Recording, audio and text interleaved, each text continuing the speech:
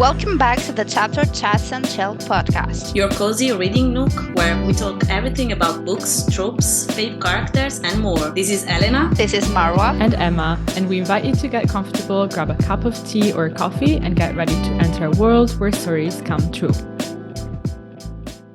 So, for today's episode, we decided to start a monthly book club where each month we pick a common reading, which we'll review with you guys. So, today we'll be talking about our December read, which is, drumroll, In the Holidaze by Christina Lauren. A little disclaimer though, if you have not read this book and it's on your TBR or wish list, come back to this episode after you've read it because it will be full of spoilers. So you're warned. But first, if you're interested in reading the book and you don't really know what it's about, let's have a little recap with the synopsis. So in this book, it goes as it's the most wonderful time of the year, Christmas time. I can agree with that, but not for Maylene Jones. She's living with her parents, hates her going nowhere job, and has just made a romantic error of epic proportions. But perhaps, worst of all, this is the last Christmas May will be at her favorite place in the world, the snowy Utah cabin, where she and her family have spent every holiday since she was born, along with two other beloved families. Mentally melting down as she drives away from the cabin for the final time, May throws out what she thinks is a simple plea to the universe. Please show me what will make me happy. The next thing she knows, tires screech and metal collides, everything goes black. But when May gasps awake, she's on an airplane bound for Utah, where she begins the same holiday all over again. This is kind of the vibe of the book. If you're intrigued, I would say maybe give it a try. But from now on, there's going to be a lot of spoilers. So as Mara said, maybe come back another time if you haven't read the book yet. So girls, what did you think of the book? What did you like of it? I'm going to start with the basic elements. I love the fact that the protagonist is 26 years old. I don't know about you girls, but I just love reading about characters who have the same age as me or who are a little bit older because I feel like I can relate to their stories much more. And it also gives me hope that good and unpredictable things can still happen in my life. And we love that kind of energy. So it's a win win. Same. How about you, Elena? I completely agree. Actually, that's why I recently don't actually read a lot of young adults because I'm not in that kind of age anymore. And as you said, it's more like reliable for me reading books from written for girls like of 26 and whatever. So it's really, I liked it a lot from the point of view. And I also like the old setting, like the fact that they had this tradition of like going every year for like 20 years in this cabin all together with the whole family. I think that is something that I don't have, like I never had in my life. So I think that it could be a really great tradition. That's one of the main aspects that I really enjoyed about this book. What about you, Emma? I think I'm going towards the end of the book. And for me, what I liked the most was the meaning of it and what it taught me, and specifically how it builds on the message that you should follow what makes you happy. And it taught me to let go of external expectations or conditionings from either the society or what you think your parents want for you, or, and just going with really what makes you happy, even if it's a big change that's going to pay off in the end. And so I really, really loved that message. It was pretty encouraging for the point of my life where I'm at. And so it was really, really nice to read. I totally agree with you, Emma. I also like the fact that the main character is still searching for herself. Like she's getting out of her comfort zone. She doesn't like her job that much. She feels completely lost. And I just felt her. Like sometimes when I was reading the book, I felt like it could be me, except that I'm not in love with the boy I've known all my life.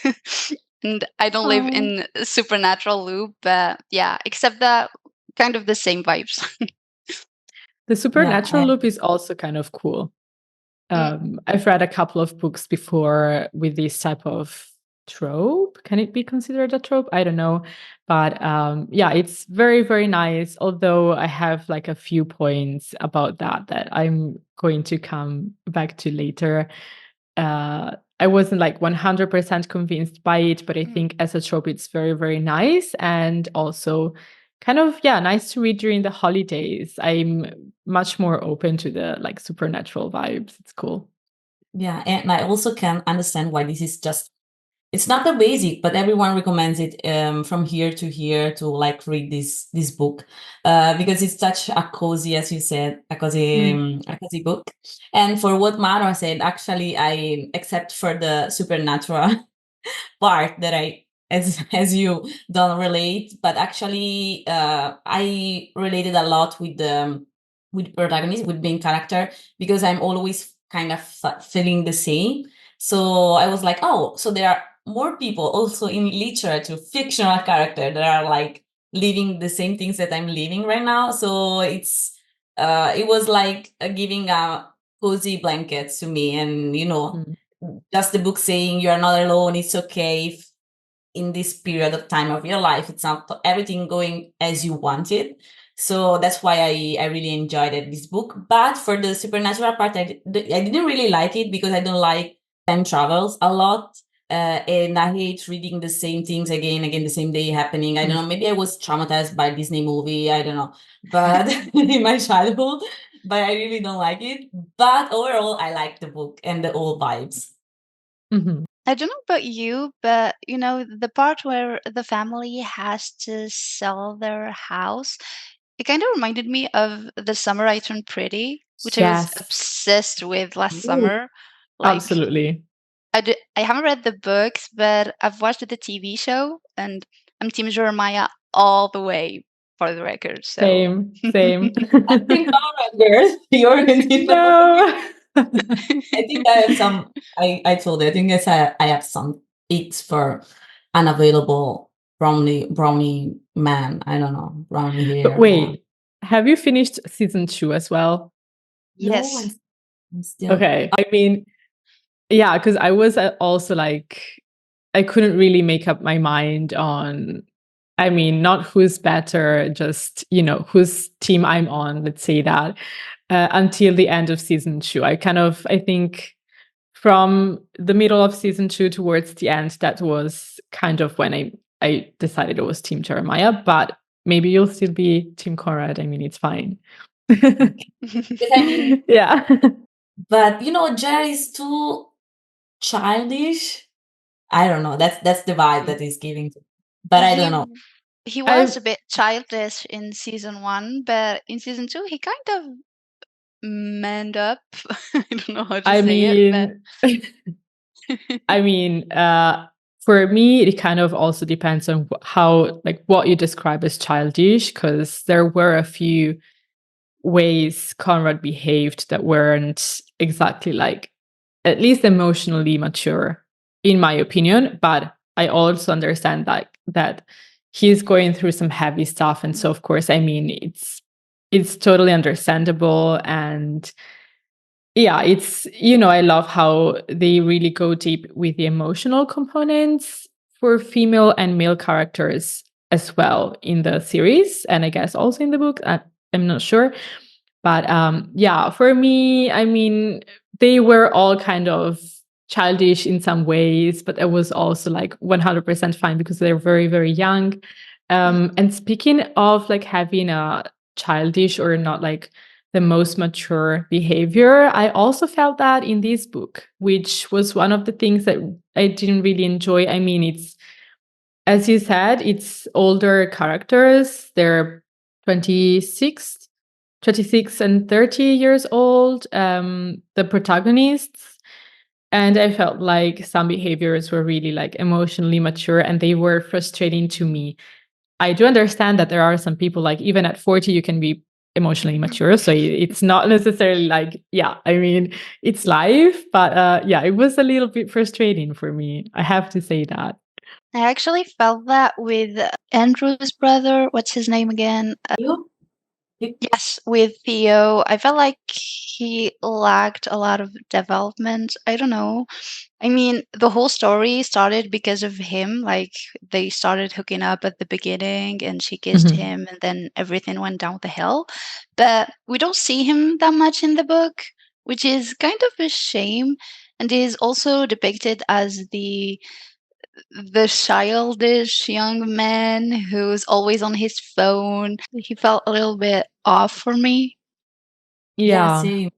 I felt the same. Actually, at the beginning, I thought it was a love triangle. I was like, no way, it's a love triangle plus a time travel kind of story. I mean, that's a nightmare. But in the end, it was not because, as you said, actually, Theo doesn't have any kind of like. It's just one dimension. We don't know anything about him, Mm, and the fact that, for example, she wanted to talk to him and in the kitchen, and he was like, oh, you just need to grow up. It was just one mm, kiss. And then we don't know anything about him anymore, not even at the end.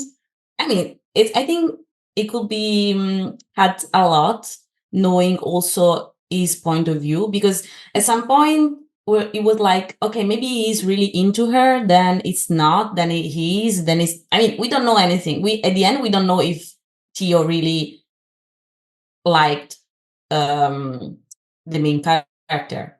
mm. Yes, Mhm. true. I mean, everybody kept saying that he was in love with her or like he had a crush on her, but I didn't feel it like at Yeah. all during my reading. Same. So, And I think towards the end, they say that he actually hid a girl in his closet, like a few weeks, I think, before the trip to the cabin. I'm not sure the time frame is correct, but I remember when reading it, I was like, okay, so maybe he wasn't like that in love with the protagonist if he did that. I mean, that's not necessarily true, but that was just, my reasoning. And I feel like by what you said, maybe having multiple points of view in this book would have been very, very interesting for the character development, because I had the same feeling of you have so many cool characters. I think there are like 13 people in the extended family, but you don't really get to know them besides their name, their role in the family dynamics ish, and maybe what they do as a job, but not necessarily. And so I feel like maybe having at least the points of view of the three protagonists would have been like very, very interesting for me. yeah, True. And same. I also love having like a male point of view. I find it Yes. so much interesting. So, yeah. Yeah.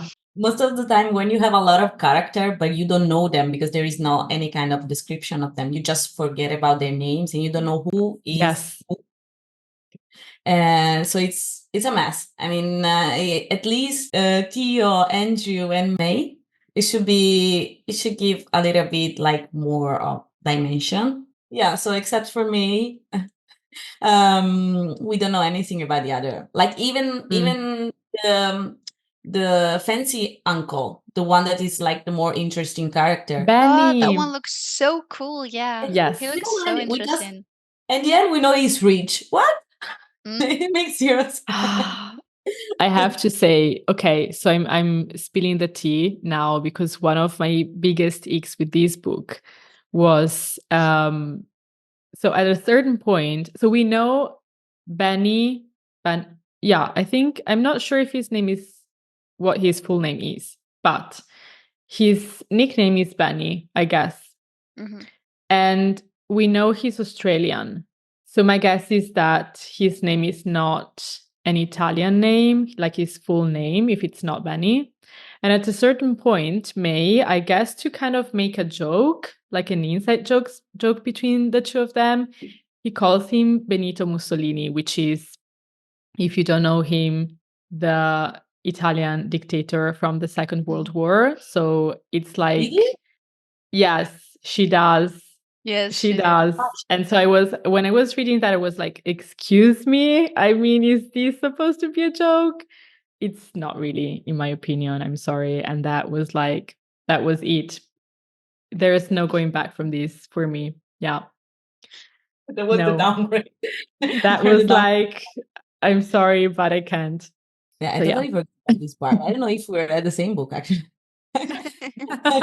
I mean, I read the ebook, but it was like, Or maybe my brain just deleted, like canceling. yes, That's yes. really the So that was probably the part I liked the least of the whole book. Yeah, I understand. No, yeah. makes sense. Anyways, I also had an idea when you girls were talking about like the multiple points of view.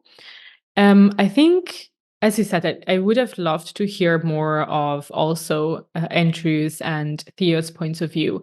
But I was also thinking, so we have like a lot of books written by female authors with multiple points of view of also from male characters or characters that identify as man or male. And I was thinking, this is maybe bringing a little bit of the female gaze into like men's emotions. And I mean, I love the female gaze, to be honest. I'm 100% for it. But at the same time, I feel like it would be super cool if there was a book written by a female or an male author or authors identifying as men and women. And, you know, having the two authors write the two different points of view, I feel like that could be like super, super cool. Yeah, maybe And we very can read much that for our monthly book club. yeah, if there exists any book like this, guys, let us know like in the comments. I Because actually that would know be like a super book written Oh. by a man and a woman, and and with two point of views. It's the Illuminae series. I don't know how to pronounce it. If it's Illuminae, By J. Illuminae. Christoph and Yes, I okay, I think read it. Kaufman or something like that. But I'm right though. It's two point of views, a male and yeah, a female character. oh. It's written by the two of them, but you actually don't understand which part is, of course, from who. Mm. And I don't know if because there is only one narrator, I think, and the EA intelligence, which should destroy Isn't there everything. three point of views? I don't remember. I've read it a while ago, so but I kind of remember there was the female character, the male character, and the artificial intelligence.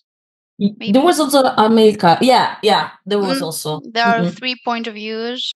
It's completely different from the fantasy words we are used to. It's a science fiction, happens in space and all. Ooh. Because you have this book that is huge and it's full of file and conversation and email, so it's really the format is completely new and it's really nice. Yeah, the physical book is really, really pretty. Like you have pages that are completely black, and it feels like you're reading the screen of a computer or something. So it's cool. Ooh. Seems very cool. Okay. Adding to my TBR. There were also a lot of references in this book about Star Wars and the Avengers also. And Narnia. I remember there was Narnia, and I'm a sucker for Narnia. Like when I was 10, I used to have a huge crush on Edmund Pevensey, one of the main characters. I found Is it he like he was so handsome. Like he was all Yeah. chubby and cute. is he the oldest brother? No, he's the youngest one.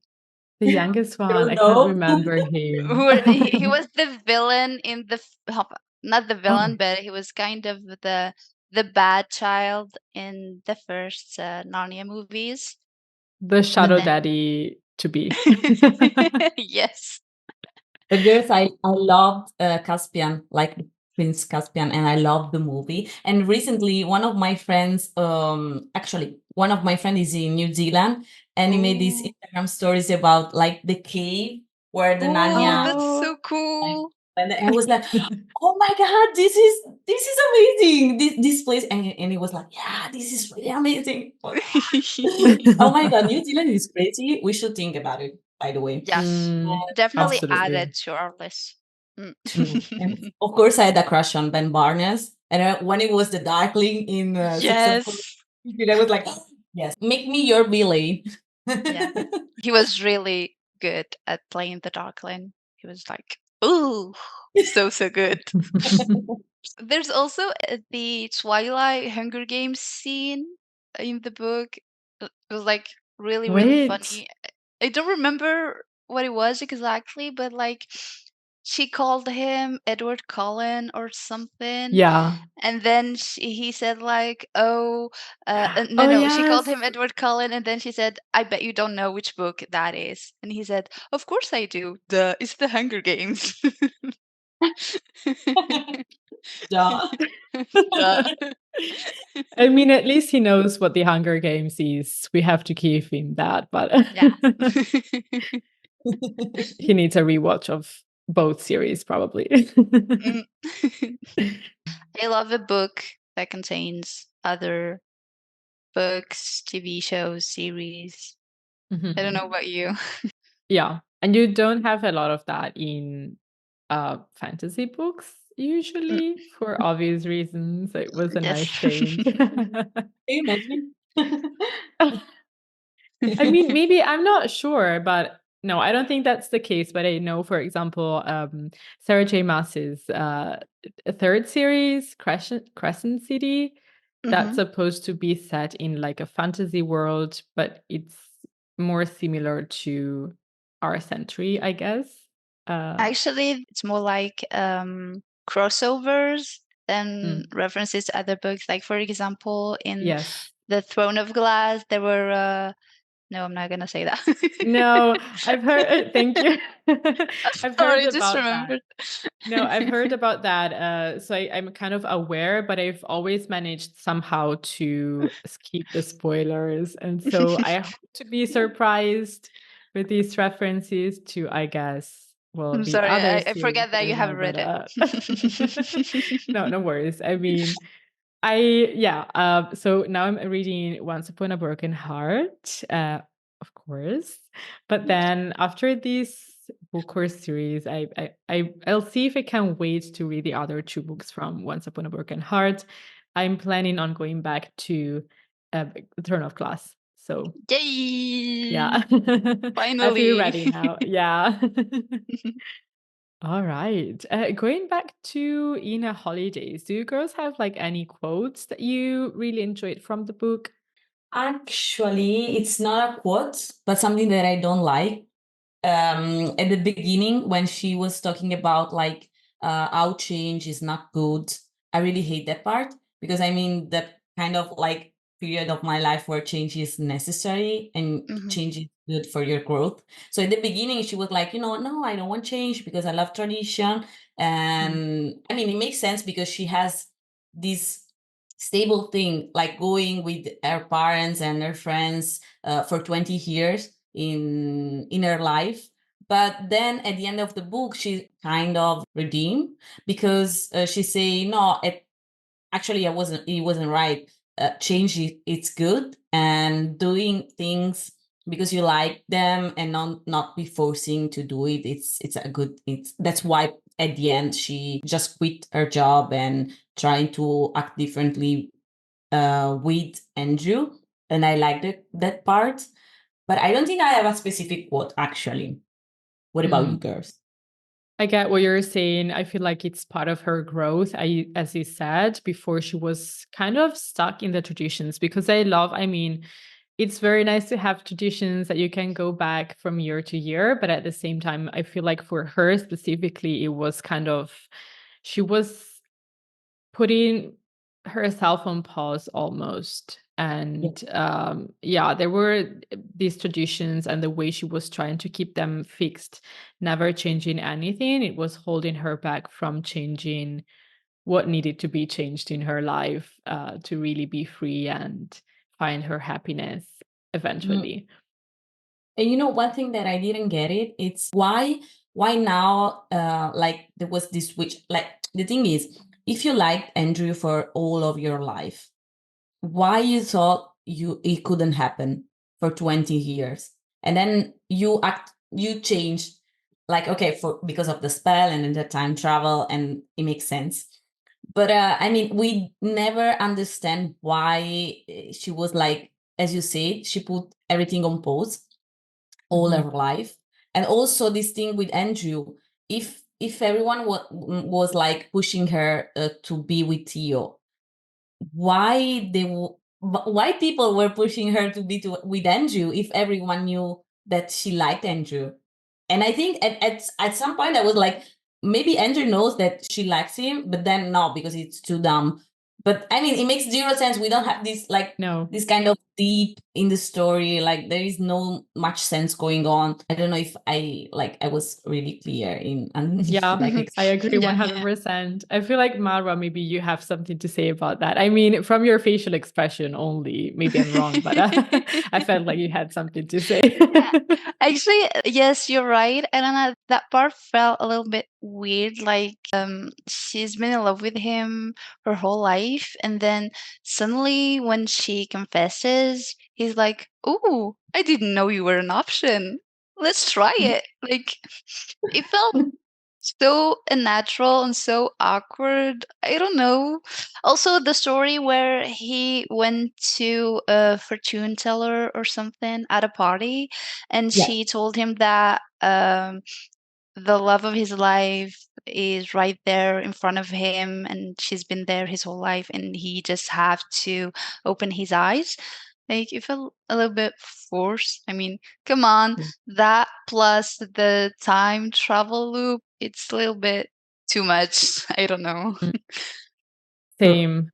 I agree 100%. I also, to be honest, wasn't too convinced by the fact that they both kind of saw the possibility of being together first as something impossible. And I think for May, that's kind of a little bit more realistic because she sees change as something scary. And so she doesn't want to take the leap because maybe she's a little bit pessimist. I don't know. Like, she sees the possibility as the possibility of, it not working instead of the possibility of maybe building a relationship and liking it. So for her, I really see that as coherent with her character. For Andrew, I really didn't understand that. And I feel like it kind of goes back, in my opinion, to his character not being described as thoroughly, especially like emotionally and how he reasons. We know he's very, how can I say it? Like, he's like a gentleman. rational. He's like that too. I have to say I'm not too convinced he's a gentleman because I remember at a certain point, so we have May starting to do things that make her happy, like quitting her job and just making rash decisions, and he was really supporting her for that. But then she kind of goes back to having doubts, and I remember he said something like, then who are you? I mean, are you the May who takes quick decisions, unexpected decisions, which, I mean, he liked? Or are you like the old May? He doesn't say that in the specific terms, but that was what I got from what he said. And it was like, wait, I mean, either you like her for who she is, the good and the bad, or, I mean, it's not like a person is this or that. There's a lot in between. And you either love a person for who they are 100% or you don't.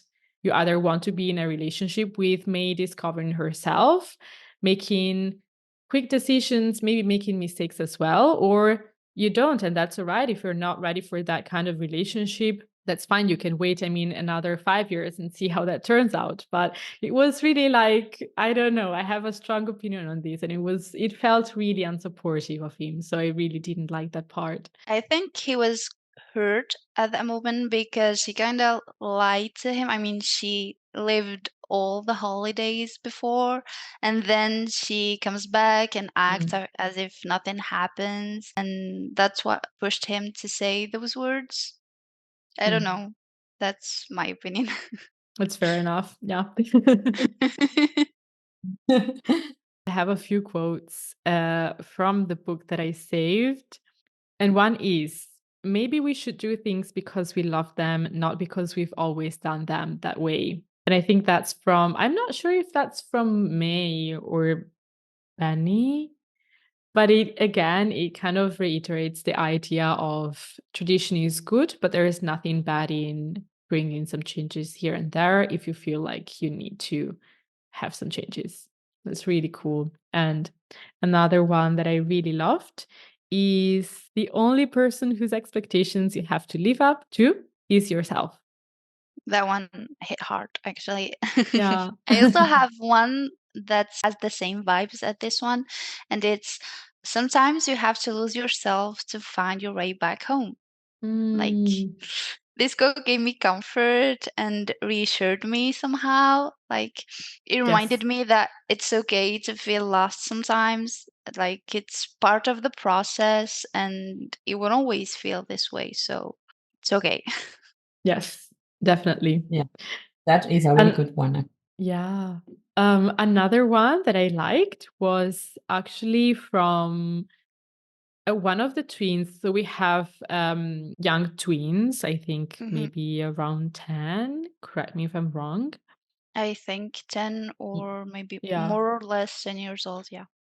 Yeah. And there, I feel like there's also very cool characters, especially the little girl.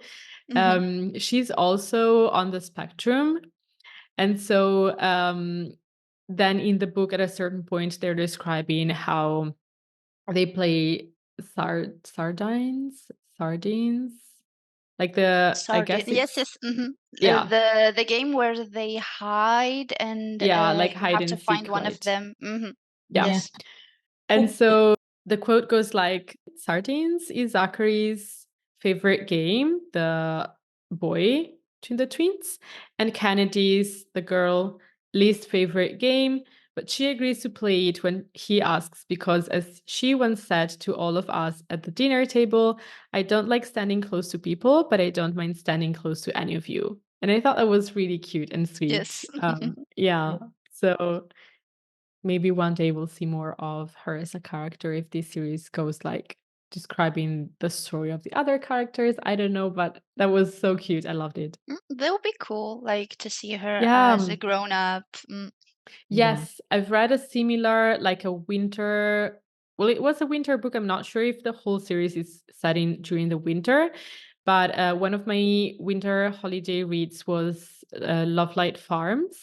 Hmm. And so in this book, you have the main, like two protagonists, but then you also have some extended family or found family, actually. So a few more characters, and there are not so many, like two or three characters. And then I found out one of these characters is the protagonist of the following book, and it's Mm. about his love story and not anymore like the two protagonists from Love Light Farms, which I think Hmm. is really cool and could work very well for in a holidays as well, since you have so many characters that weren't really like Hmm. described a lot. I feel like maybe new books to know them better would be a super cool idea. Yeah, I agree. That would be cool. Especially like if the stories happen years after Mm, what happened in the holidays. yeah. But it also have to happen in winter because otherwise we'll lose the spirit of Christmas and all. Goodbye. Yeah, yeah. We talked a lot about the book. Now, let's give our ratings. I mean, how many stars would you give this book? Oh, for me it was around 3.5. And I have to say something. I hate the fact that on Goodreads you cannot put 3.5 like I as agree. rating. What I always have to write the comment and it's okay, but why? I mean, that's something that has been asked for so many years now. Yeah. Please do something. Thank you. So it will be for me Let's sign around a three. petition. Yeah, Goodreads, if you are hearing us, so please. And well, for me, it's gonna be around 3.5 because it was fine, cute. I love the atmospheres, and I would recommend it for like young people, but also people at our age. And it's a nice book to read around this period of time because it set the mood for the Mm, Christmas and winter December in time. general. And yeah, it did the job for me. What about you, girls? For me, it was actually a good 4 stars out of 5. Like, I was really looking for a cozy, cheesy romance with vanilla cakes and butterflies all over the way. I And love yeah, overall, it was. It had a lot of cute scenes. I mean, the scene with the boathouse where she explained herself to Andrew and asked him for forgiveness and all. I mean, dude, that speech, like, it was perfect, honestly. And the drawing that she made of both of them, like growing old together and all, it was really really cute. And It also was. the part when they finally made up at the end, and how the whole family participated in Andrew's plan, and also the chocolate bath, like, I yum. love the part. I love the part. Bonus Wait, points for that part. what was the chocolate thing? I don't remember. Like he put it a piece of chocolate Oh, on the stairs so she could follow yeah. them and find him in the Yeah. closet waiting for her. Like, it It was was super cute. super cute. Yeah, it True. was. Also, another cute scene for me was the sledding one. That was both cute, That was fun, and sassy. hot. Yes, it was hot actually. It was, Yeah. oh, I could have never imagined a sleigh scene could be like, I mean, yeah. saying that now, maybe yes, but I couldn't see that coming. I was also saying that I really love the fact that it happens during winter, and in the wintry atmosphere when we have snow and different snow activities like the snowman competition, which was Mm. really, really fun, the treasure hunt and all. And yeah, winter is my favorite season, and I really, really, really Oh. love snow. So, no pun intended, okay, but Well, maybe just a little bit. just a little bit. Yeah, how about you, Emma? So, I actually have to give this book 2 stars, or maybe two and No. a half, maybe 2.5, but not more than that. I'm sorry. It was just, it was a nice, like a cozy read, as you said, and I didn't really mind it that much, but there were a few things that didn't really convince me, and I felt like there were holes, not necessarily holes in the plot, more like different elements and tropes that felt a connection between one and the other. Like the time travels came out of the blue and it also kind of disappeared all of a sudden. Mm, Like I remember she said, "Oh, maybe like every day I get to live one more day during the holiday and then I'll go back and relive everything." And that kind of felt like something that potentially could have made sense. It would have made me so like frustrated, but it could have, it had a point, but then it just disappeared all of a sudden. I don't know. I didn't feel like too convinced, and the reference, as I said, like the historical reference to the Second World War dictatorship, just that was it. So, mhm. um, but I mean, it's I'm open to reading something else from the same author because it's just my, you know, opinion of this story specifically, not at all of the author or their talent. I mean, I'm not one to judge that at all. And also, Marwa, if you love like these types of stories, cozy romance set in winter, I mean, I said that probably already, but definitely recommend Love Light Farms. Um, you'll love it. I'm Noted. sure of it. Yeah. Noted. Noted. Thank you for the recommendation. No worries. And I love the fact that we all have different readings. Mm. Like True. that's the power Hopefully, of if yeah, hopefully if you're listening to this episode, you're not too confused about whether you want to read this book or not. But But yeah, it was. You have to give it a try, okay? yeah. I'm saying this Mhm. for the listeners, but you have Mhm. to read it and make your own opinion, and then maybe You have you could to. discuss it with it if you want. Yeah. If you read it already, let us know what you think about it in the comments, either if you're listening on Spotify or watching on YouTube. If you don't follow us on YouTube yet, go ahead. That will be much appreciated. Exactly. And read the book. Yes. Yes. I mean, Yes. it's very cute also to have on your bookshelves. Also, if you have other book recommendations about Christmas stories or holiday stories in general, let us know. Quick announcement before we go. Our next book of the month will be, well, if you follow us on Instagram, you probably can actually already tell which is going to be the next book of the month. But if you don't, or if you're not sure what that is going to be, we're here to kind of spill the tea on that. And it's going to be Drums. drum rolls. Once Upon a Broken Heart by Stephanie Garber. Yay! Yes. We've been dying to read this book like for months now. And so Yeah.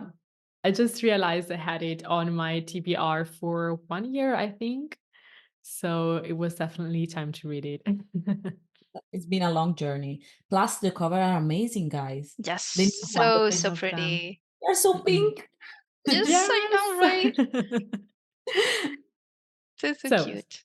stay tuned for that. And if you already read it and want to tell us what you think of the book, let us know. We'll always love hearing from you. And with that, I think we can wrap up this episode. Yay! Thank you for listening. Bye. See ya.